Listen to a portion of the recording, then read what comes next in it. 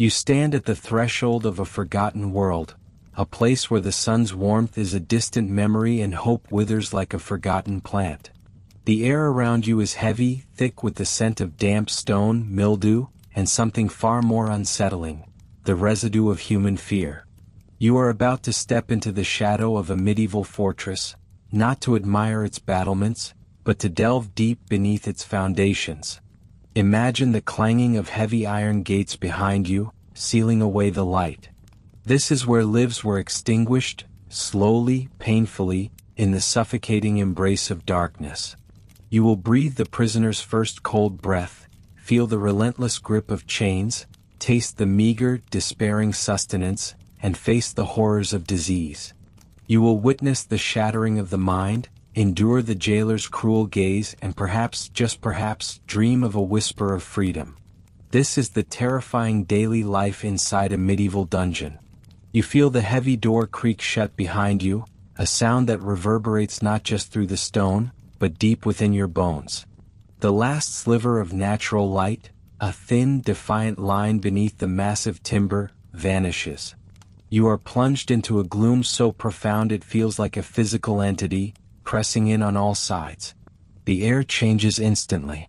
It is no longer just cool, it is cold, damp, and carries a new, unsettling bouquet. A mix of stagnant water, decaying straw, and an almost metallic tang that speaks of ancient blood and rust. Your eyes, desperate for purchase, struggle against the sudden, absolute black. You are guided, perhaps shoved forward. Each step takes you further from the world above. The rough hands that push you are impersonal, unyielding. You begin a slow descent. Down into the very earth. The steps beneath your feet are uneven, worn smooth by countless others who have trod this path before you, a procession of the condemned stretching back through the centuries. Each step echoes in the confined space, a hollow, mournful sound. The air grows heavier, thicker, clinging to your skin like a shroud. You hear the drip, drip, drip of water, a relentless, maddening rhythm that will become the soundtrack to your new existence. It seeps through cracks in the stone, testament to the ceaseless battle between human construction and nature's persistent seep. The passage is narrow, the ceilings lower, forcing you to stoop, to feel the cold, rough-hewn stone brush against your head and shoulders. The smell intensifies, a pungent blend of human waste, unwashed bodies, and the indescribable odor of long-term confinement. It's a smell that invades your nostrils, coats the back of your throat, and seems to seep into your very pores.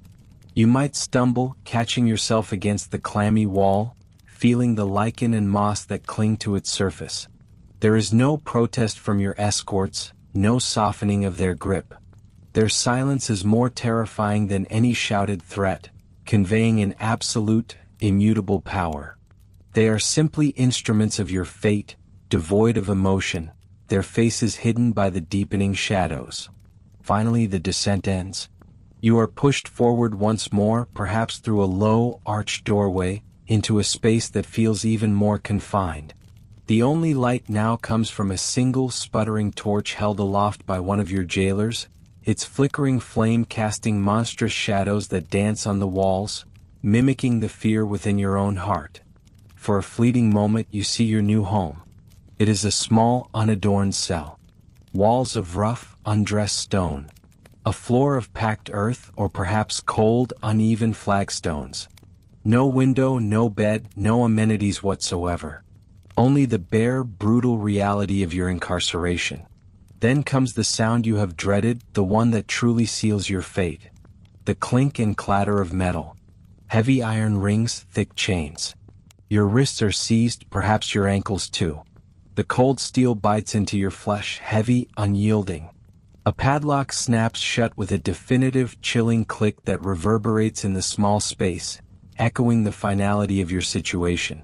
You are tethered, bound to the wall, to the floor, or to a heavy wooden beam. Your movement is instantly, drastically restricted. You can no longer turn freely, no longer stretch out your limbs. This is your new circumference, your new universe. The torch light flickers one last time, then vanishes as your jailers depart, their heavy footsteps receding up the narrow passage. The clanging of another door far off seals your isolation. You are left alone. Utterly, completely, terrifyingly alone. The darkness that engulfs you now is absolute, a profound, suffocating blanket that presses down, demanding surrender. This is your first breath as a prisoner. It is a breath heavy with the taste of fear, the smell of damp earth, and the metallic tang of your new chains. You draw it in, shallow and uneven, and it feels like swallowing ash.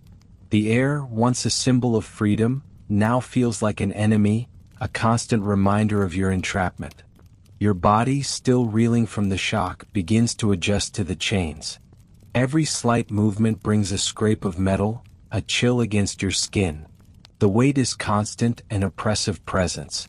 You might try to sit or perhaps slump against the wall, seeking some semblance of comfort, but there is none.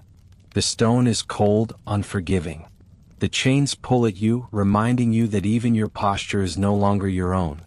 In this initial descent, your senses are overwhelmed. The constant drip of water becomes a torment. The absolute darkness plays tricks on your eyes, conjuring fleeting, phantom shapes. The cold seeps into your bones, a persistent, gnawing ache that promises to never leave. You are no longer just cold, you are deeply, profoundly chilled, a cold that reaches into your very spirit. You try to make sense of your surroundings in the darkness. You might tentatively reach out, your fingers brushing against the rough, cold stone of the walls, feeling the unevenness, the damp patches. You are searching for an edge, a corner, anything to give you a sense of dimension, of where you are in this black void. But there is nothing but the oppressive stone closing in. Panic, cold and sharp, might begin to prick at the edges of your mind. The realization hits you with brutal force. Your life as you knew it is over. The world of sunlight, of open spaces, of familiar voices, is gone. You are in a tomb, a living grave. The sounds of the world above, the distant chatter, the rustle of wind through trees, the chirping of birds, all are utterly absent. There is only the drip, drip, drip, and the echoing silence. Your mind, in its desperate attempt to cope, might replay the moments leading up to your capture, seeking a reason, a way out, a different path. But it is useless. The past is a closed book. The future in this place stretches before you as an endless, terrifying blank. The silence is not truly silent. It is filled with the frantic beating of your own heart, the rush of blood in your ears, the shallow, quickening breaths you take. You might whisper your own name just to hear a human sound, to reassure yourself that you still exist, that you are still a person. But your voice sounds alien, swallowed by the thick, heavy air of the dungeon. Hours might pass, or perhaps only minutes. Time, stripped of its external markers, begins to lose all meaning. There is no sun to mark its passage, no clock to chime the hours. Only the relentless, unchanging darkness. Your muscles begin to ache from the unfamiliar strain of the chains. Your throat feels dry, parched. Your eyes burn from the effort of trying to see in the unseeable. This is the moment of your transformation. You are no longer simply a person accused, you are a prisoner. Your identity is stripped away, reduced to a set of physical limitations and an overwhelming sense of vulnerability. You are at the mercy of forces entirely beyond your control. The first breath in this dungeon is a declaration, a stark statement of your new reality. It is a breath filled with the metallic tang of your chains, the heavy dampness of the stone, and the undeniable presence of human despair. You breathe it in, and with it, you inhale the very essence of the dungeon. You taste its cold, its fear, its crushing solitude. This is not merely a physical space. It is a psychological cage designed to break the spirit as effectively as it binds the body. You try to move, to shift your weight, to find a position that offers even a fraction of relief. The chains resist, digging deeper, reminding you of their absolute authority. Each jingle of the metal is a tiny, agonizing symphony of your lost freedom. The raw edges of the iron rub against your skin, already beginning to chafe. You might feel a small trickle of blood, warm for a moment against the pervasive cold, then quickly absorbed by your clothing or the ancient rust of the chain itself. The initial shock gradually gives way to a dull ache, a persistent throb that settles deep in your bones. Your mind, in its struggle to survive, might begin to search for any shred of hope, any flicker of defiance. But in these first moments, surrounded by such overwhelming darkness and confinement, hope feels like a cruel joke, a distant, unattainable luxury. You are not alone in this feeling. Countless others have felt this exact sensation, this crushing weight of a newly imposed reality. Their silent screams, their forgotten tears, their desperate prayers seem to hang in the very air you breathe, absorbed by the ancient stone that surrounds you. You are part of a grim lineage, a continuum of suffering that stretches back through the ages. This is the start of your journey into the terrifying daily life of a medieval dungeon. Your first breath here is the heaviest you will ever take. It marks the moment when the outside world truly ceases to exist, and your entire universe shrinks to the confines of this cold, dark, unforgiving cell. You are now truly beneath the world, forgotten, awaiting a fate unknown. The outside world has vanished, leaving you in a realm defined by touch, sound, and a crushing absence of light. Your hand reaches out, searching, finding only the rough, unyielding face of solid stone. This is not some smooth, worked marble, but a brutal, ancient wall hewn from the earth itself, indifferent to your presence. The surface feels gritty beneath your fingertips, coated with a fine, persistent dust that seems to cling to everything, an age-old sediment of decay. As your eyes strain, trying to pierce the absolute darkness, they are met with nothing. Not a sliver of moon, not a distant flicker of a torch.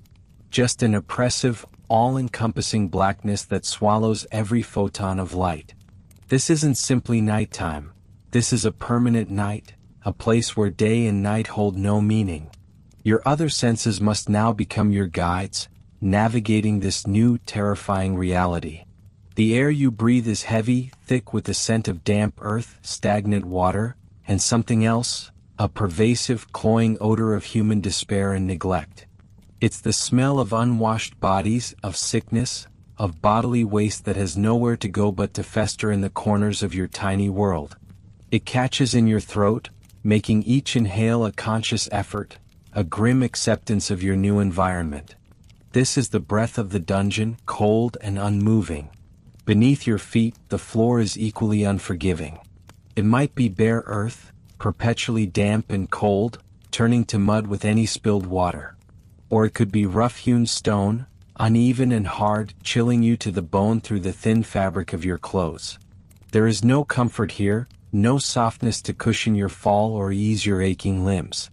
Every surface is designed for discomfort, for penance, for the slow, grinding erosion of hope.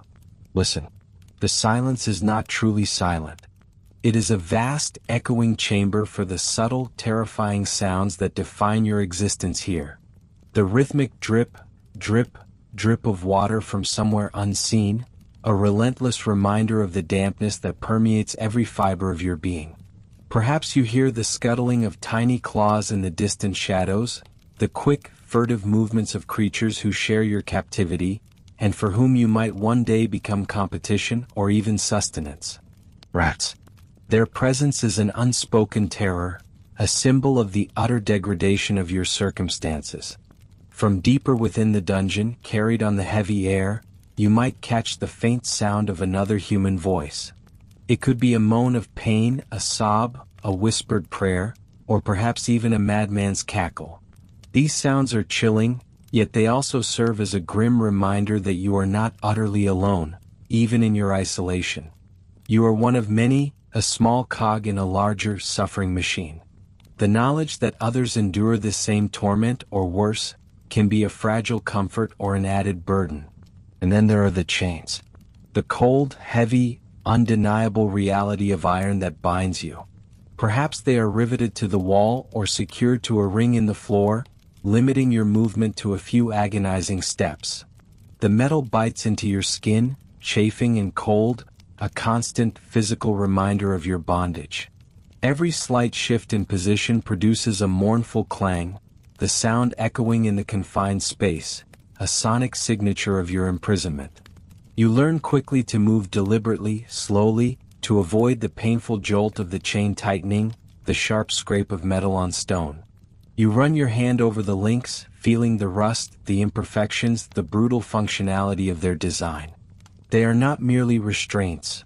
They are instruments of psychological torture, designed to crush your spirit as much as they restrict your body. They are a constant, physical manifestation of your lack of freedom, a visible, tangible symbol of your powerlessness. Each link represents a day, an hour, a minute stolen from your life. The size of your cell is claustrophobic, a mere stone box. You might be able to take only 2 or 3 steps in any direction before your outstretched hand meets a cold, hard wall. There is no room to stretch, no space to pace away your anxiety. You are forced into an unnatural stillness, your muscles aching, your joints stiffening. This forced inaction, this constant confinement within such a small space, begins to warp your perception of distance, of freedom, of even your own body. Your world has shrunk to a few square feet of misery. Above you, the ceiling might be low, pressing down, or lost in the darkness, allowing the drips to fall from an invisible height. But it is always there, an unyielding lid on your existence. You are literally beneath the world, beneath the ground, beneath hope. And the door. That heavy, iron-bound slab of wood and metal, now bolted and barred from the outside. It is the only way in and the only way out. When it was slammed shut behind you, the sound was a finality, a definitive period mark on the sentence of your freedom.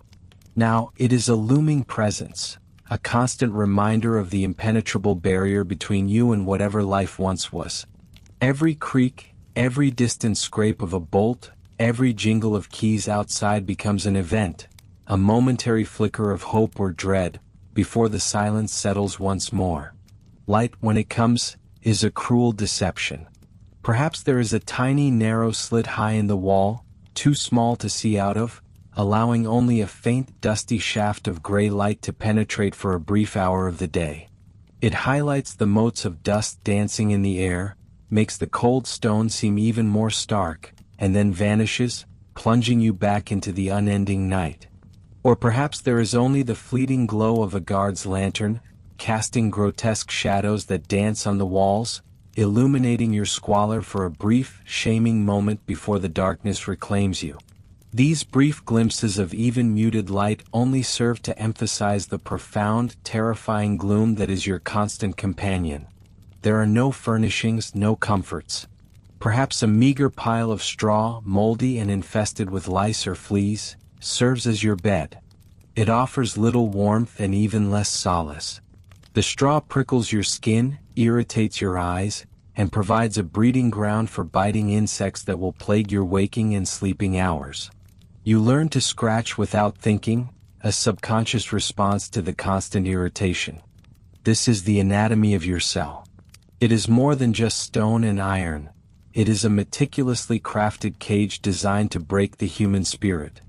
Every detail, from the relentless cold to the pervasive stench, from the gnawing presence of vermin to the unending darkness, is a weapon wielded against you.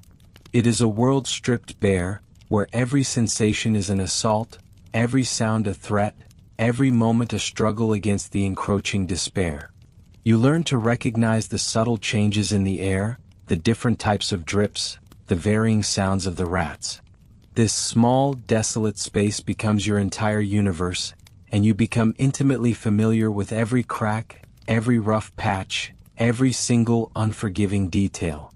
It is a knowledge born of necessity, of survival, of a desperate attempt to find some shred of control in a situation where all control has been wrenched away.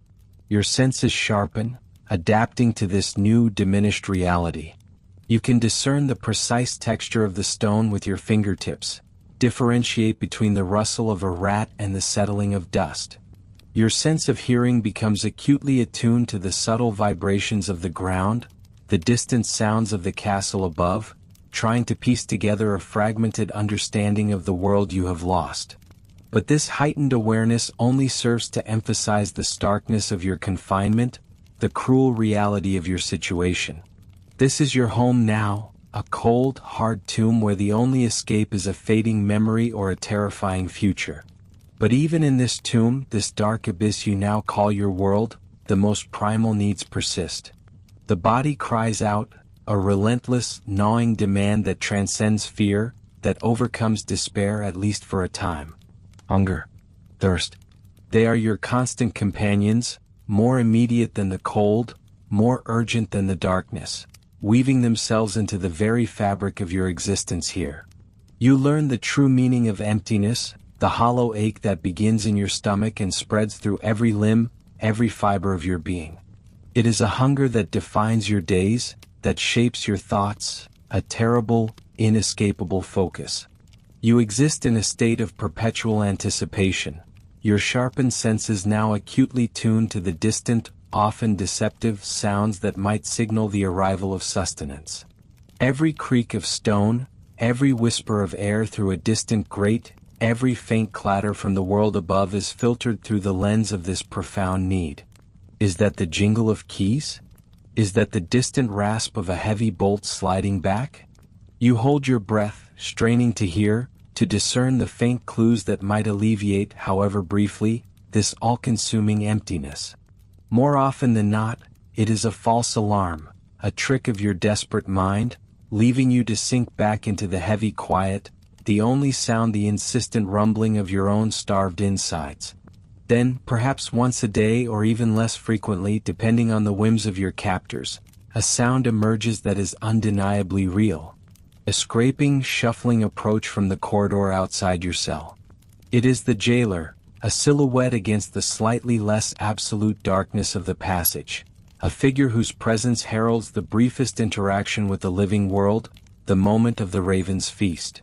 You hear the heavy thud of a wooden trencher or a rough earthenware bowl, slid unceremoniously beneath the door, or perhaps lowered by rope from a grate above if your cell is particularly deep. There is no warmth in this exchange, no word of comfort, often not even a glance. Just the clatter, the scrape, and then the receding footsteps, leaving you once more in solitude with the meager offering. You scramble towards it, your weakened limbs protesting, a desperate scramble born of instinct, not dignity. Your fingers, raw and sensitive from constant contact with the cold stone, close around the edges of the bowl or the hard crust of the bread. There is no light to see what you are given, only touch and smell to guide you. The smell is usually one of dampness, of staleness, of something vaguely fermenting. It is rarely appetizing, but your body does not care for appetite now. It craves only calories, energy, the raw fuel of survival. What is this feast? Most often, it is a hunk of coarse, dark bread, dry and hard, perhaps days old, tasting of mold and dust. It might be a thin, watery gruel, a barely digestible mush of boiled grains and water, devoid of flavor, lukewarm at best, often cold. Sometimes, there is a small, unidentifiable piece of meat, stringy and tough, smelling faintly rancid, a cruel reminder of the rich fare enjoyed by those who walk free above. You know it might be diseased, might cause you further suffering, but the choice is not yours. The choice is to eat or to wither. You eat. You tear at the bread with your teeth if you have any left, or gnaw at it slowly, letting your saliva soften it enough to swallow. The gruel you lap up directly from the bowl, feeling the gritty texture against your tongue, the warm liquid offering only the most fleeting illusion of comfort before the chill returns. Every bite is an act of survival, a defiance against the decay that threatens to consume you. You chew slowly, deliberately, trying to extract every possible nutrient, to make this meager ration last, to fool your body into believing it has been adequately fed. But the hunger returns almost immediately, a phantom limb of your former self, a constant, nagging presence. This is not food for enjoyment. It is sustenance of despair, a grim reminder of your lowliest position in the castle hierarchy, a diet designed not for health, but for bare subsistence, for keeping a body alive enough to suffer. Water is an even more precious commodity, often delivered with the same indifferent brutality as the food, or sometimes not at all for days on end.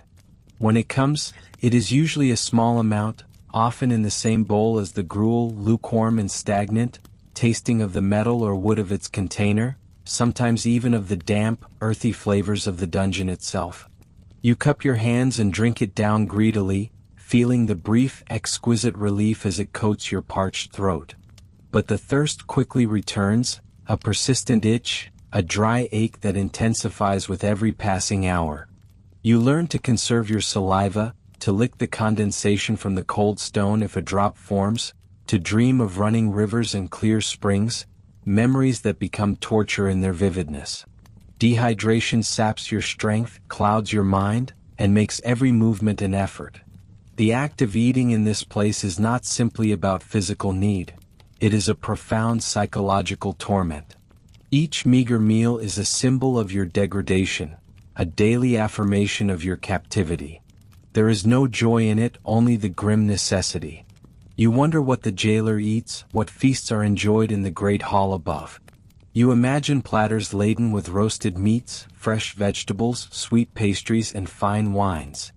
These images, once comforting memories, now become instruments of exquisite torture, highlighting the stark contrast with your own pitiful existence.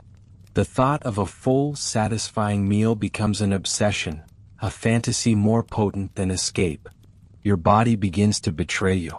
The constant diet of stale bread and watery gruel, lacking in essential vitamins and nutrients, takes its toll. Your teeth ache, sometimes loosening, sometimes falling out, victims of scurvy. Your gums bleed. Your vision dims in the perpetual twilight. Your skin grows sallow and blotchy, dry and cracked. Muscles waste away, leaving you weak and emaciated, your bones painfully prominent beneath your thin skin. You develop a shuffling gait, your joints stiff and protesting. The chronic malnutrition makes you perpetually cold, even when the air is still and prone to illness. A simple chill can become a fatal fever.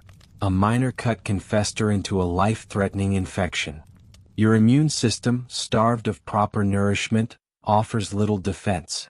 The lack of sanitation compounds the misery of your diet. What little food you receive is often contaminated by the damp, the mold, the ever-present rats and insects that share your cell. They are your silent dining companions, scuttling close in the darkness, waiting for any dropped crumb, any discarded scrap. You learn to guard your food fiercely, to protect it from these scavengers, even as you yourself resemble one. The constant exposure to filth, combined with the poor food, often leads to stomach ailments, dysentery, and other digestive horrors that further weaken your already fragile body. The meager comfort of a full stomach is quickly replaced by the agonizing cramps and relentless purging, robbing you of what little strength you have left. The Raven's Feast is a daily reminder of your impending doom, a slow, agonizing slide towards oblivion. You are not meant to thrive here. You are meant to merely exist, clinging to the thinnest thread of life. Each mouthful is a small victory against death, a temporary reprieve, but it also prolongs the suffering. You look at your hands, seeing the bones pushing through the skin like parchment. You feel the emptiness in your stomach, the constant dull ache in your head, the weakness in your knees. This is the sustenance of despair, designed not to restore, but to maintain a state of perpetual degradation. You begin to measure time not by the rising and setting of a sun you cannot see, but by the infrequent arrival of food. Each delivery marks the passage of another cycle of hunger, another period of aching emptiness. The taste, or lack thereof, of that gruel or bread becomes the defining flavor of your captivity. It is a flavor of dust, of stale air, of fear, and of profound loneliness. You chew slowly, your mind wandering, trying to remember the taste of a truly fresh apple, the sweetness of honey, the warmth of a rich stew.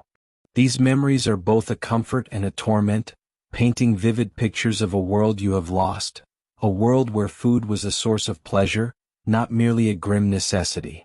Sometimes, in the depths of your hunger, you dream of food, elaborate banquets, an endless supply of fresh, nourishing fare. You wake with a start, the vivid dream dissolving into the familiar, crushing reality of your cold, empty cell, the hunger pangs sharper than ever in contrast to the imagined feast. It is a cruel trick of the mind, a flicker of hope immediately extinguished by the harsh truth. Even your dreams offer no lasting escape, no true solace. They merely amplify the misery of your waking state. The very act of sustaining yourself in this dungeon strips away your humanity, reducing you to a primal state. You eat without grace, without thought for appearance, driven purely by the desperate need to survive. You become keenly aware of every sensation, every texture, every subtle flavor, not for enjoyment but for vital information. Is this piece of bread softer, less moldy? Does this gruel seem thicker today? These tiny details, often imperceptible to those above, become monumental concerns, life and death decisions in your desperate existence. And then, just as suddenly as it arrived, the meal is gone. The bowl is empty, scraped clean, your fingers running over its rough surface, trying to find any forgotten crumb. The taste of the meager food lingers on your tongue, a dry, unpleasant memory. The hunger, briefly dulled, begins its insidious return, gathering strength, building pressure. You are left alone again in the darkness, with the taste of your despair, counting the silent hours until the next equally unappetizing raven's feast. This is your daily bread, your daily water, your daily dose of reality in the crushing confines of your medieval tomb. The cycle continues, an endless loop of anticipation, consumption, and renewed hunger, a testament to the brutal resilience of the human spirit, and the unyielding cruelty of your confinement. You lie back, or sit huddled against the cold stone, the brief energy from your meal doing little to warm your perpetually chilled body. Your mind, though dulled by starvation and lack of stimulation, continues to process, to churn, to remember. But the memories are now tinged with the flavor of dust and despair, making them less a comfort and more a poignant reminder of what has been irrevocably lost. The raven's feast has done its work, keeping the spark of life barely flickering, just enough to endure another day, another night, another endless stretch of darkness. The darkness is not merely a void for your eyes, it is a shroud, a blanket woven from the damp, the cold, and the omnipresent stench that clings to every fiber of your being. You have endured hunger. You have battled the gnawing despair of isolation. But now, another terror begins to bloom in the shadows, far more insidious, far more relentless than the physical pangs of an empty stomach. It is the invisible enemy, a silent plague that whispers of purgatory, even before death arrives to claim you. You breathe it in with every gasping breath. The air, thick and heavy, hangs stagnant in the unventilated stone tomb you call a cell. It is a foul brew of human waste, unwashed bodies, stale urine, and the faint, sweet decay of refuse the rats have not yet carried away. Your nose, once a conduit for the aromas of a life you now barely remember, is assaulted by this constant, sickening perfume. It is the smell of sickness, of slow decomposition, of life being stubbornly extinguished. You feel the persistent chill seep into your bones, a dampness that never truly leaves, even in the fleeting warmth of a summer's day far above ground. It clings to your threadbare clothes, makes your skin clammy, and fosters a perpetual shiver that rattles your teeth. This pervasive dampness is not just uncomfortable, it is a breeding ground, an invitation to the unseen microbes that thrive in such wretched conditions. You share your space with a legion of uninvited guests. Rats, bold and fat from the scraps of prisoners' meager meals and the corpses they occasionally discover, scurry in the deepest gloom. Their tiny, quick feet are a constant, unnerving whisper in the dark. More intimate companions are the fleas and lice that burrow into your hair, your clothes, your very skin. They are a ceaseless torment, an itching, crawling misery that consumes your every waking thought and disrupts your fitful attempts at sleep. You scratch until your skin is raw, until tiny beads of blood well up, offering new entry points for infection. Each scratch is a moment of fleeting relief, followed by renewed irritation, a cruel cycle that wears down your resolve. Consider the common illness. Outside these walls, a simple cough might pass. Here, in this sealed, stagnant environment, it festers. A small cut, unnoticed or ignored in the gloom and the constant chill, quickly turns angry, then purple, then black. You watch as it swells, a hot, throbbing pain replacing the dull ache of your starved body. Without proper cleaning, without any form of antiseptic or medicine, the infection spreads. You know instinctively that this small wound could be the beginning of the end. Gangrene, a word you may not know but a terror you understand, slowly creeps through your flesh, devouring you limb by limb. You may experience the sudden, violent onset of dysentery. Your bowels betray you, emptying uncontrollably, further fouling your already squalid cell. The cramping is excruciating, a twisting, burning agony in your gut. Dehydration sets in rapidly, stealing what little strength you possess.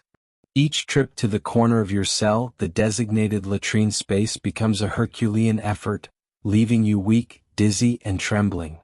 You are trapped in a vicious cycle, the disease fueled by the very conditions it creates, further weakening your already fragile immune system. Then there are the fevers. They creep up on you, insidious and slow. First, a chill that shakes your entire body despite the usual damp cold. Then, a burning heat that makes your skin flush and your head pound. Your mind clouds, blurring the already indistinct edges of your reality. You drift in and out of consciousness, plagued by vivid, terrifying nightmares that seem more real than your waking existence. You sweat profusely only to be chilled again as your fever breaks, leaving you drenched and utterly exhausted. Typhus, spread by the lice that feast upon you, is a common killer here, a plague within a plague, silently stalking the unfortunates confined within these stone walls. Imagine the absolute terror when you hear the whispers from other cells, or perhaps a new prisoner arrives, bringing news of the great pestilence. The Black Death. You have heard the stories of entire villages decimated, of bodies piled high in the streets, of death coming swift and mercilessly. Now you are trapped, entombed, in the very heart of conditions perfect for its spread. A single flea hopping from a rat, or from the tattered clothes of a new arrival, could seal your fate. You feel a lump, a tender swelling in your armpit or groin. A dread colder than any dungeon stone grips your heart. Is it merely a bruise? Or is it a bubo, the telltale sign of the plague? Every ache, every slight fever, every moment of nausea becomes a harbinger of doom. You scrutinize your own body in the dim light, feeling for lumps, for rashes, for any sign of the inevitable. The psychological torment of this constant vigil, this desperate self-diagnosis, is almost as debilitating as the disease itself. You might watch it happen to another prisoner, perhaps through the small crack in your cell door, or hear their escalating moans and cries. You hear their feverish ramblings, their desperate pleas, their final rattling breaths. The silence that follows is not a relief, it is a chilling confirmation of your own impending mortality. You imagine the guards dragging the body away, a brief, shuffling sound, then nothing. No burial rites, no prayers, just the quiet disappearance of another soul into the earth, or into a common pit. What medical care exists in this dark age, let alone inside this dungeon? None. You are your own doctor, your own healer, and you possess no remedies save for desperate prayer. Perhaps a guard, out of a flicker of mercy or more likely fear of contagion, might throw you a foul-smelling herbal concoction, more superstition than medicine. It does little, if anything, to stem the tide of your sickness. You are left to your own devices, to battle the relentless assault of illness with a body already weakened by starvation, cold, and utter despair. Your body begins to fail you slowly, agonizingly. Your breath becomes shallow, ragged. Your limbs feel heavy, unresponsive. The constant itching of vermin, the burning of fever, the gnawing pain of infection, all merge into a single, overwhelming sensation of misery. You are no longer just cold or hungry or lonely, you are actively dying piece by agonizing piece. The concept of purgatory, a place of suffering and cleansing before heaven, takes on a terrifying new meaning within these walls. This is your purgatory, a living one. You are being purged not of sins, but of your very will to live, your physical being slowly consumed by the relentless forces of your environment. Every breath is a struggle, every thought a torment, every moment an endurance test. You are acutely aware of the weakening of your senses. The foul smells become less distinct as your sense of smell dulls, a small mercy perhaps. Your vision, already poor in the perpetual gloom, becomes even more clouded by fever and weakness. The sounds of the dungeon, the distant clank of chains, the occasional cry of another prisoner, fade into a dull, indistinct murmur. You retreat deeper into yourself, into the ravaged landscape of your own failing body. Your thoughts turn to those you left behind.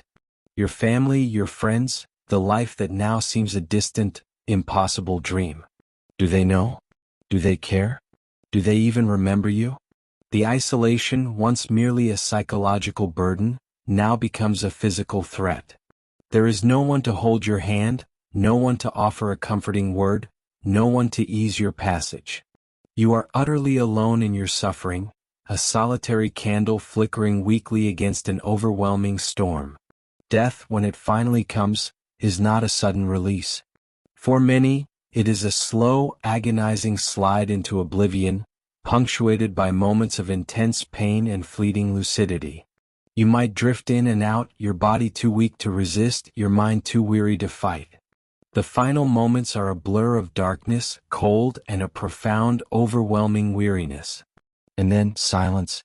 A silence that descends not just upon your cell, but within your very being. The constant itching stops. The burning fever subsides. The gnawing pain fades. You are finally free of the cold, the damp, the hunger, the vermin, and the terrifying plague that haunted your final days. But your end is just another nameless death in a long line of them, another prisoner silently consumed by the shadows of the dungeon. Your body, a hollow shell, remains, a stark reminder to those still living that the dance with sickness is one they are destined to lose. The relentless grip of the dungeon claims its victory, another soul erased, another life extinguished, another silent testament to the purgatory endured within these suffocating walls. You are alive. You breathe, you ache, you still feel the cold seep into your bones. But something else begins to stir within you, something far more insidious than any physical pain, more terrifying than any fever. It is the gnawing dread that settles deep in your skull, a cold, persistent whisper that promises a fate worse than death itself. This is the realm where the dungeon truly exercises its most profound and cruel power, the slow, deliberate erosion of your very sanity. You are not merely imprisoned in stone and iron. You are imprisoned within your own mind, a mind that now begins to turn on itself. Days bleed into weeks and weeks into months. Or do they? Time itself becomes a cruel illusion here. There is no sun, no moon, no passing clouds to mark its relentless march. Only the perpetual gloom, the unchanging dampness, the rhythmic drip of water from some unseen crack above. At first, you try to keep track.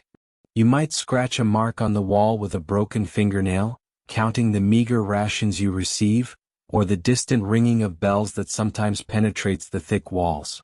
But soon, even this effort becomes futile, then meaningless. What difference does it make if it is Tuesday or Friday, spring or winter? Your world remains exactly the same, a small, dark, cold box. The darkness is your constant companion. It presses in on you, a physical weight that stifles thought and clarity. Your eyes, starved of light, begin to play tricks. Shadows dance in the periphery, forming grotesque shapes that twist and writhe. You stare intently, willing them to be real, to be something, anything, other than the oppressive void. But they are not. They are products of a mind desperate for stimulation, a mind that starts to invent its own reality. The silence, too, becomes a weapon. Not always absolute, of course. You hear the skittering of rats, the drip, drip, drip of water, the low moans of other prisoners from far-off cells, sometimes a sudden, terrifying scream that echoes down the passages before being abruptly cut off. But within your own cell, when these sounds subside, a profound quiet descends. It is not peaceful. It is deafening. It forces you inwards into the echoing chambers of your own thoughts, which soon become your tormentors. You begin to talk to yourself. At first, it is a conscious effort, a way to hear a human voice, any voice even if it is your own. You recite old stories, sing forgotten songs, whisper the names of loved ones you can barely recall. But the line between conscious thought and involuntary mutterings blurs. Soon you find yourself arguing with imaginary companions, answering questions that were never asked, laughing at jokes no one told. The guards sometimes hear you. They might pass by, a torch flaring briefly, casting your gaunt, muttering face in stark relief.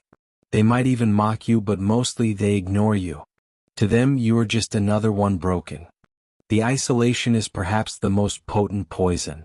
You yearn for contact, for a touch, a kind word, even an angry one. Anything to confirm your existence, to prove you are still part of the human world. But there is nothing. You are utterly, completely alone. Your sense of self begins to fray. Who are you, without anyone to reflect your being back to you? Without a name being spoken, a face to respond to, do you even exist anymore?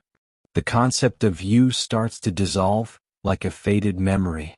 Your memories themselves become distorted. Faces of loved ones blur and merge. Events from your past take on a dreamlike quality, difficult to distinguish from nightmares or pure fantasy. You cling to them, desperately trying to reconstruct your former life, but the details slip through your fingers like sand. The dungeon demands your full attention, your complete surrender.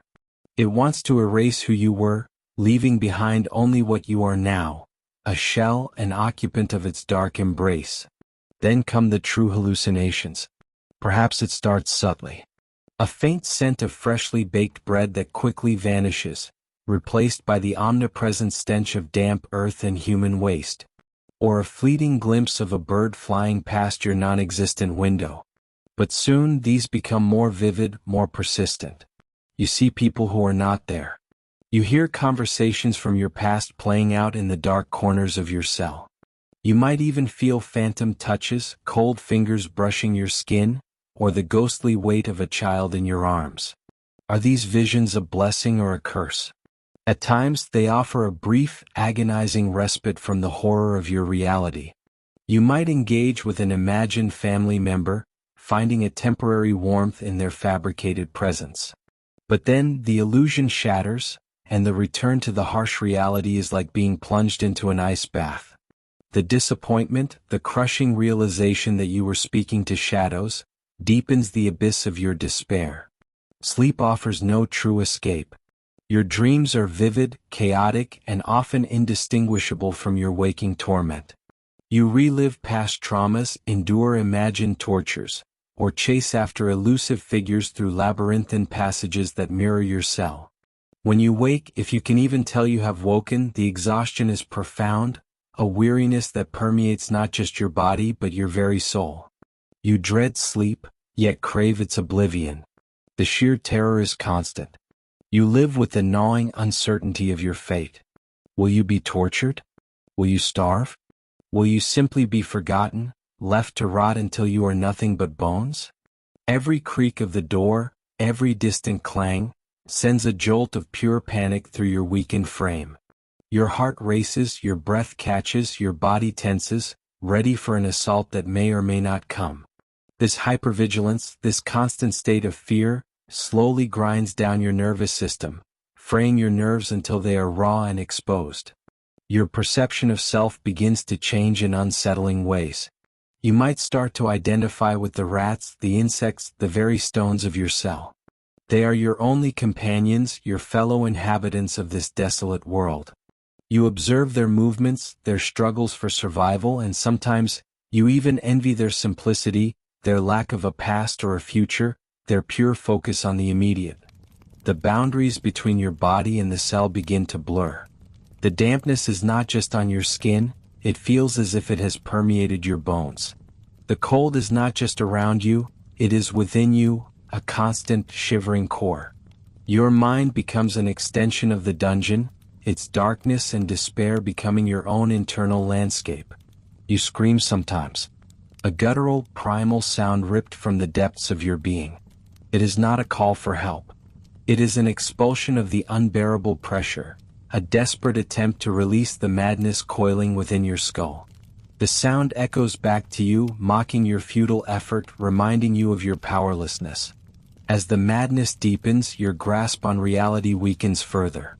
You might begin to believe the dungeon itself is a living entity, a malevolent spirit that feeds on your suffering. The stones whisper secrets. The shadows hold watching eyes.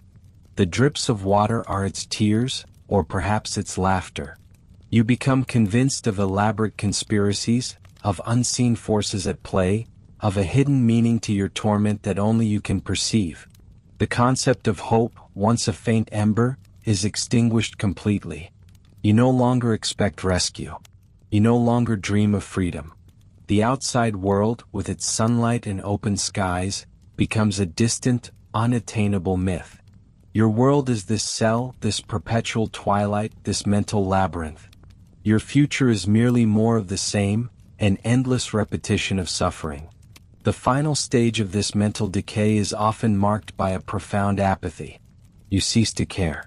The pain, the hunger, the cold, the fear, the isolation, they are still present, but your mind has built a wall around itself, a protective shell of indifference. You retreat further inwards into a corner of your shattered consciousness, where nothing can reach you, where even your own thoughts struggle to penetrate. You exist, but you are no longer truly alive. You are a vessel, a shell, occupied by the lingering echoes of a mind that once was, now silenced, broken, and utterly consumed by the terrifying daily life inside a medieval dungeon. This is the ultimate victory of the dungeon. Not just the extinguishing of the physical body, but the systematic, brutal deconstruction of the human spirit and mind.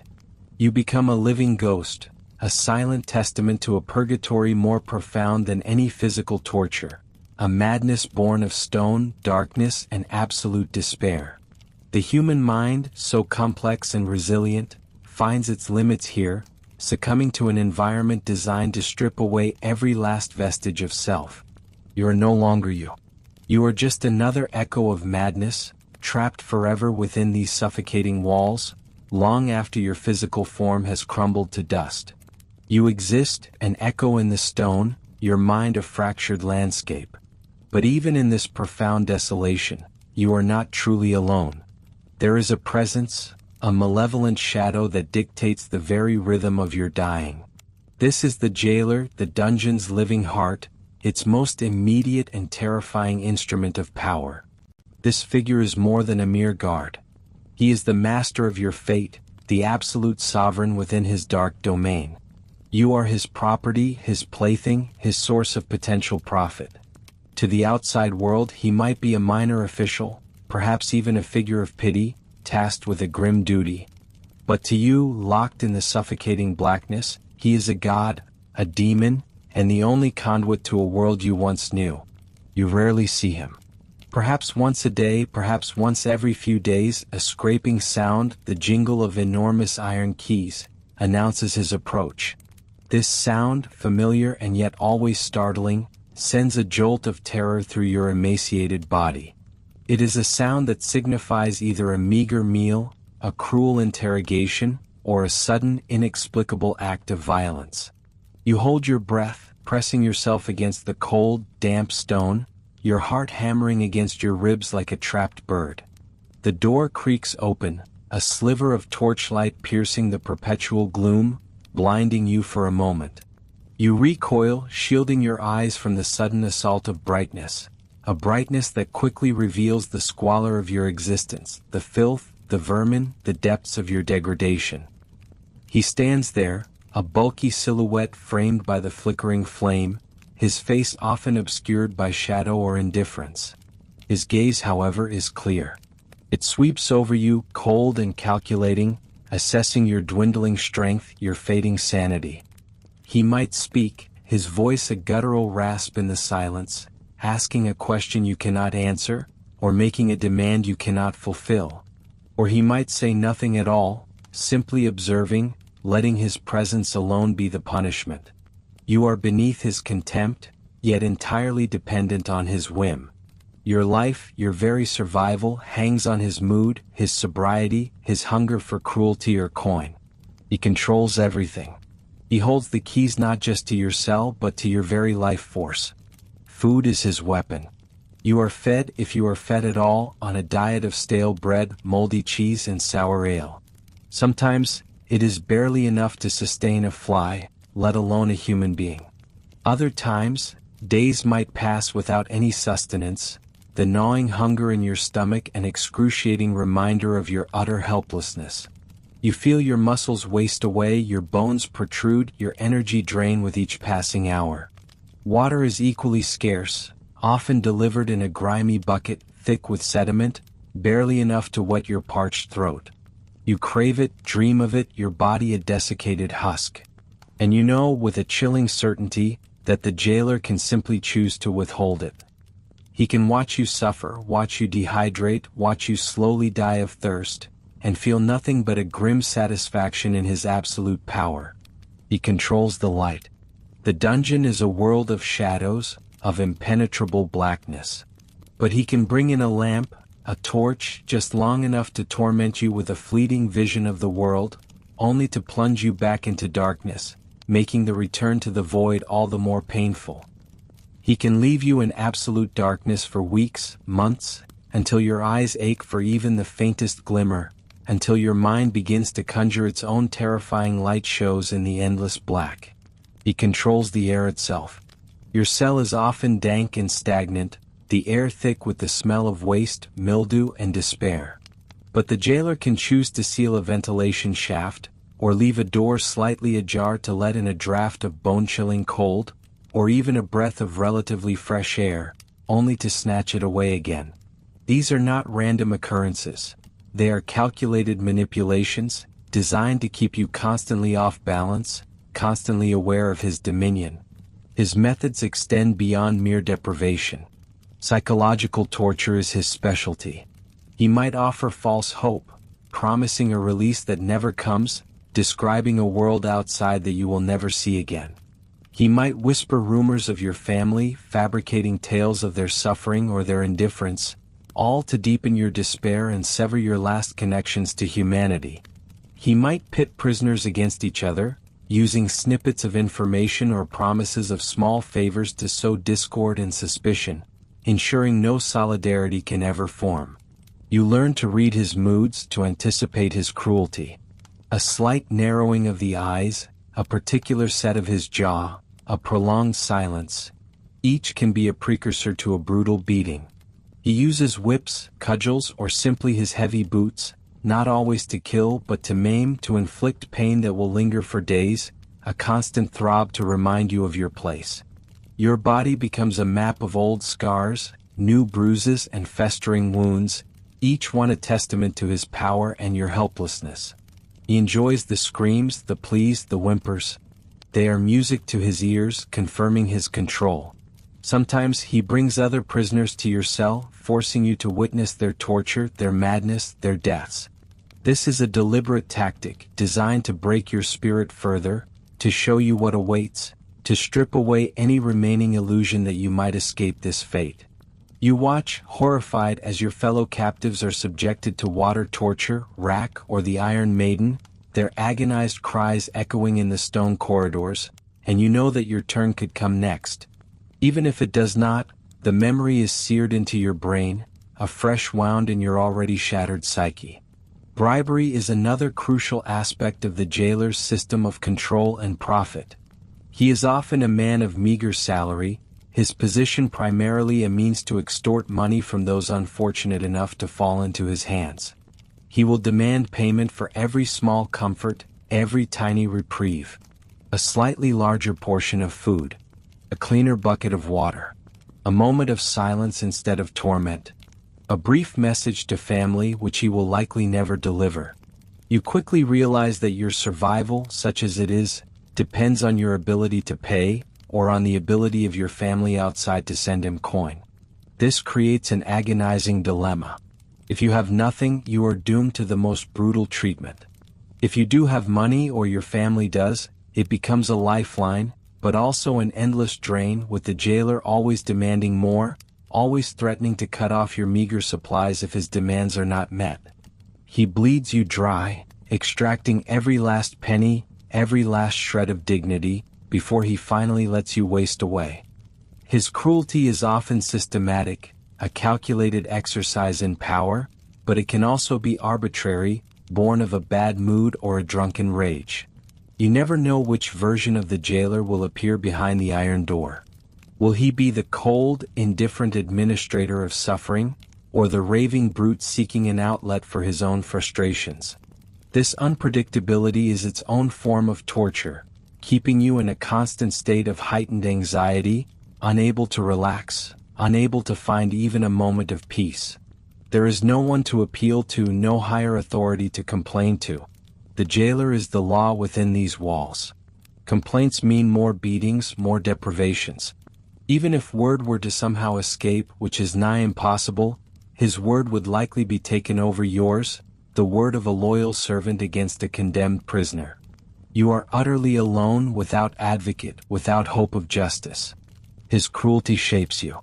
It strips away your former identity, not just through the physical degradation and the psychological torment, but through the constant pressure of his gaze, his demands, his absolute power. You learn to fear the jingle of keys, to flinch at the sound of his footsteps, to anticipate pain and disappointment with every interaction. Your entire world shrinks to the confines of your cell and the terror of his presence. He becomes the living embodiment of the dungeon itself, the face of your perdition. Your mind, already fragile, struggles to process this constant assault. You crave an end, yet you fear it. You long for release, yet you know it will only come through death, or through a miracle that you no longer believe in. The jailer ensures that even your final moments are likely to be filled with fear, with the memory of his cold, calculating eyes, and the lingering echoes of his casual cruelty. He is the architect of your living death, the silent conductor of your slow, agonizing symphony of despair. And when at last you take your final breath, a ragged sigh swallowed by the indifferent stone, the jailer will simply move on. Another body to remove, another cell to clean, another space to fill. To him, you are just another statistic, another transient occupant in his grim domain. But your ghost, one among countless others, will remain forever haunted by the memory of his gaze, forever echoing the terror of his control. This is the jailer's lasting legacy, etched not just into the stone, but into the very fabric of the dungeon's cursed soul. It is a legacy of systematic cruelty, of dehumanization, and of the profound, unyielding power of one human to utterly break another. Yet, even in that abyss of dehumanization, in the very heart of the jailer's dominion, there exists a realm he cannot touch, a sanctuary within the self that remains stubbornly defiant. It is the fortress of your mind, the last bastion of your humanity, where dreams, like fragile wildflowers, push through the cracks of despair. You may be shackled, starved, and forgotten, but your thoughts at least remain untethered, a silent rebellion against the crushing weight of your stone prison. You lie on the cold, damp floor, the stench of your own neglect and the lingering odor of countless past agonies clinging to you like a shroud. Your body aches with 1,000 complaints, each muscle a protest, each bone a dull throb. But in the darkness, beyond the reach of the faint, flickering torchlight that sometimes penetrates your cell, a different world begins to form. It starts slowly, perhaps with a remembered scent, a fleeting whisper from a life that seems 1,000 years away. You close your eyes, though there is little difference between open and closed in this perpetual night. And then you are no longer in the dungeon. You are walking again. You feel the sun on your face, a warmth so profound it brings an unexpected tear to your eye. You remember the sensation of wind, not the stale, frigid drafts of the dungeon, but a fresh, clean breeze carrying the scent of cut grass, of blooming wildflowers, of distant rain. You hear the rustling of leaves in a forest you once knew, the distant bleating of sheep, the joyous barking of a loyal dog. These sounds are a symphony compared to the dripping water and the rats skittering that are your usual companions. You conjure faces, the faces of loved ones. Your wife's smile, the gentle curve of her cheek when she laughed. The earnest gaze of your children, their small hands in yours. You can almost feel the texture of their hair, the softness of their skin. These images are so vivid, so real, that for a precious few moments, the illusion is complete. You are home. You are loved. You are free.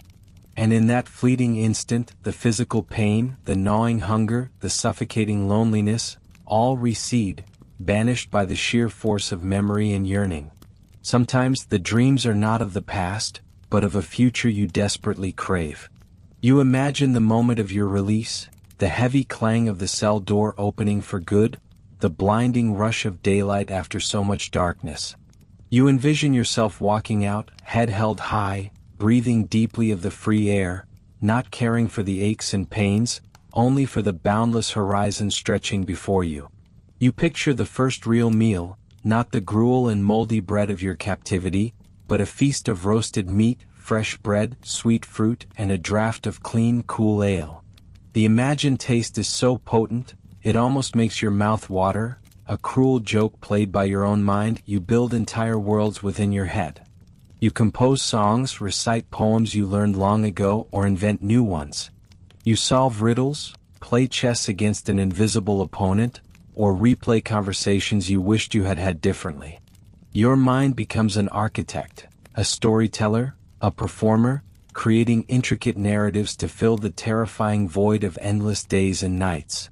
You might even journey to far-off lands you have only read about or heard tales of, seeing magnificent cities, towering mountains, or vast, churning oceans, all from the confines of your 6-foot by 8-foot prison. His cruelty is often systematic, a calculated exercise in power, but it can also be arbitrary, born of a bad mood or a drunken rage. You never know which version of the jailer will appear behind the iron door. Will he be the cold, indifferent administrator of suffering, or the raving brute seeking an outlet for his own frustrations? This unpredictability is its own form of torture, keeping you in a constant state of heightened anxiety, unable to relax, unable to find even a moment of peace. There is no one to appeal to, no higher authority to complain to. The jailer is the law within these walls. Complaints mean more beatings, more deprivations. Even if word were to somehow escape, which is nigh impossible, his word would likely be taken over yours, the word of a loyal servant against a condemned prisoner.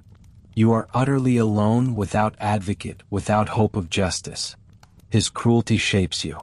It strips away your former identity, not just through the physical degradation and the psychological torment, but through the constant pressure of his gaze, his demands, his absolute power. You learn to fear the jingle of keys, to flinch at the sound of his footsteps, to anticipate pain and disappointment with every interaction. Your entire world shrinks to the confines of your cell and the terror of his presence. He becomes the living embodiment of the dungeon itself, the face of your perdition. Your mind, already fragile, struggles to process this constant assault. You crave an end, yet you fear it. You long for release, yet you know it will only come through death, or through a miracle that you no longer believe in. The jailer ensures that even your final moments are likely to be filled with fear, with the memory of his cold, calculating eyes, and the lingering echoes of his casual cruelty. He is the architect of your living death, the silent conductor of your slow, agonizing symphony of despair. And when at last you take your final breath, a ragged sigh swallowed by the indifferent stone, the jailer will simply move on. Another body to remove, another cell to clean, another space to fill. To him, you are just another statistic, another transient occupant in his grim domain. But your ghost, one among countless others, will remain forever haunted by the memory of his gaze, forever echoing the terror of his control. This is the jailer's lasting legacy, etched not just into the stone, but into the very fabric of the dungeon's cursed soul. It is a legacy of systematic cruelty, of dehumanization, and of the profound, unyielding power of one human to utterly break another. Yet, even in that abyss of dehumanization, in the very heart of the jailer's dominion, There exists a realm he cannot touch, a sanctuary within the self that remains stubbornly defiant. It is the fortress of your mind, the last bastion of your humanity, where dreams, like fragile wildflowers, push through the cracks of despair. You may be shackled, starved, and forgotten, but your thoughts at least remain untethered, a silent rebellion against the crushing weight of your stone prison. You lie on the cold, damp floor, the stench of your own neglect and the lingering odor of countless past agonies clinging to you like a shroud. Your body aches with 1,000 complaints, each muscle a protest, each bone a dull throb. But in the darkness, beyond the reach of the faint, flickering torchlight that sometimes penetrates your cell, a different world begins to form. It starts slowly, perhaps with a remembered scent, a fleeting whisper from a life that seems 1,000 years away. You close your eyes, though there is little difference between open and closed in this perpetual night. And then you are no longer in the dungeon. You are walking again. You feel the sun on your face, a warmth so profound it brings an unexpected tear to your eye.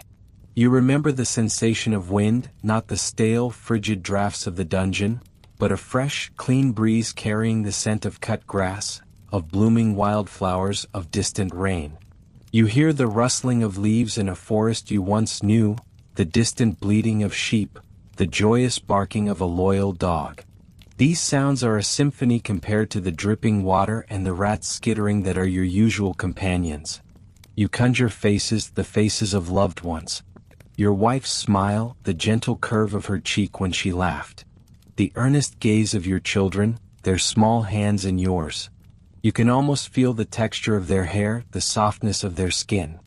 These images are so vivid, so real, that for a precious few moments, the illusion is complete. You are home. You are loved. You are free. And in that fleeting instant, the physical pain, the gnawing hunger, the suffocating loneliness, all recede, banished by the sheer force of memory and yearning. Sometimes the dreams are not of the past, but of a future you desperately crave. You imagine the moment of your release, the heavy clang of the cell door opening for good, the blinding rush of daylight after so much darkness. You envision yourself walking out, head held high, breathing deeply of the free air, not caring for the aches and pains, only for the boundless horizon stretching before you. You picture the first real meal, not the gruel and moldy bread of your captivity, but a feast of roasted meat, fresh bread, sweet fruit, and a draught of clean, cool ale. The imagined taste is so potent, it almost makes your mouth water, a cruel joke played by your own mind. You build entire worlds within your head. You compose songs, recite poems you learned long ago, or invent new ones. You solve riddles, play chess against an invisible opponent, or replay conversations you wished you had had differently. Your mind becomes an architect, a storyteller, a performer, creating intricate narratives to fill the terrifying void of endless days and nights.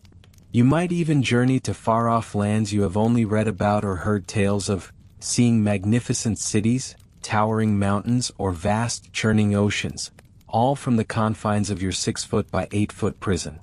The whisper of freedom is not always a roar of triumph. Sometimes it is a quiet, persistent hum. It can be found in the distant sound of church bells, carried on the air from the world above, a reminder that life continues beyond your stone tomb. It might be the brief glimpse of a bird, a sparrow perhaps, that flits past the tiny grimy window high above, a creature of boundless liberty that can come and go as it pleases. For a moment you are that bird, soaring, diving, utterly unburdened. Hope, though a dangerous companion in a place designed to extinguish it, occasionally finds its way in. A rumor from a passing guard, overheard through the thick door, about a change in power, a new king and impending battle. Such scraps of information are like manna to your starving spirit. They are threads, however thin, that connect you to the possibility of a different outcome, a potential pardon, a chance for justice, or even a daring escape. You cling to these whispers, dissecting every syllable, extracting every possible meaning, even if deep down you know they are likely false, cruel deceptions of a mind desperate to survive. Sometimes, in your lowest moments, the mind offers a different kind of freedom, the freedom of madness. To lose oneself in a labyrinth of delusion, where the walls dissolve, the rats become companions, and the jailer's shouts transform into the gentle murmurs of friends. It is a terrifying prospect, yet it holds a strange allure, an escape from the unbearable sanity of your suffering. But most often you fight against it, clawing back to reality, even if that reality is a living hell. You must retain your sense of self, your name, your past, your purpose, or else the jailer truly wins. So you cling to these internal voyages. You nurture the embers of memory and imagination, fanning them into small flames that provide a flickering light in the otherwise absolute darkness. These mental excursions are your rebellion, your secret acts of defiance. They are the proof that even when your body is broken, your spirit can still soar. They are the testament to the indomitable nature of the human will, a whisper that echoes through the silence, a quiet song of hope sung by a prisoner in a medieval dungeon. This internal world is your shield, your sanctuary, and your final, inviolable territory. It is where you fight your battles, when your small victories and for brief, precious moments truly live. The stone walls cannot contain your dreams, the chains cannot bind your thoughts, and the jailer's cruelty cannot extinguish the light that burns within your own mind. You are imprisoned, yes, but you are not entirely conquered. Your mind remains a wilderness, vast and untamed, a place where freedom, however illusory, still exists. And so you continue to dream, because to stop dreaming would be to truly die, long before your final breath.